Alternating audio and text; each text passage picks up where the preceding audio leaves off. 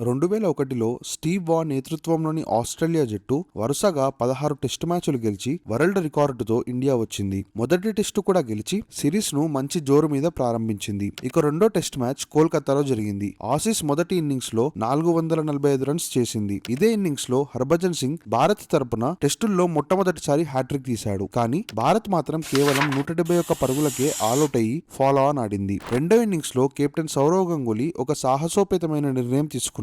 సాధారణంగా నెంబర్ 6 లో వచ్చే లక్ష్మణ్ ను నెంబర్ 3 స్థానంలో బ్యాటింగ్ కి పంపాడు. 232 రన్స్ కే 4 వికెట్లు కోల్పోయిన దశలో రాహుల్ ద్రావిడ్ జత కలిశాడు. ఇక ఆట 4వ రోజు ఉదయం నుండి సాయంత్రం వరకు మెగ్రాత్, షేన్ వార్న్ లాంటి దిగ్గజ బౌలర్లు శ్రమించిన లక్ష్మణ్ ద్రావిడ్ జోడీని విడదీయలేకపోయారు. వీరిద్దరూ 5వ వికెట్ కు 376 పరుగుల రికార్డు భాగస్వామ్యం నెలకొల్పారు. లక్ష్మణ్ 452 బంతుల్లో 44 ఫోర్లతో 281 పరుగులు చేశాడు. సునీల్ గవాస్కర్ పేరిట ఉన్న అత్యధిక వ్యక్తిగత స్కోరు రికార్డును బద్దలు కొట్టాడు. ద్రావిడ్ 180 రన్స్ చేశాడు. భారత్ 7 వికెట్ల నష్టానికి 657 పరుగులు చేసి డిక్లేర్ చేసింది. చివరి రోజు ఆస్ట్రేలియా మ్యాచ్ ను డ్రా చేసుకోవడానికి చూసింది. కానీ సచిన్ టెండూల్కర్ తన లెగ్ స్పిన్ తో గిల్క్రిస్ట్, హెడన్, షేన్ వార్న్ లాంటి 3 కీలక వికెట్లు తీశాడు. దీంతో ఆసీస్ 212 పరుగులకే ఆలౌట్ అయ్యి భారత్ 171 రన్స్ తో గెలిచింది. టెస్ట్ క్రికెట్ చరిత్రలో ఫాలో ఆన్ ఆడి మ్యాచ్ గెలిచిన కేవలం 3వ జట్టుగా భారత్ నిలిచింది.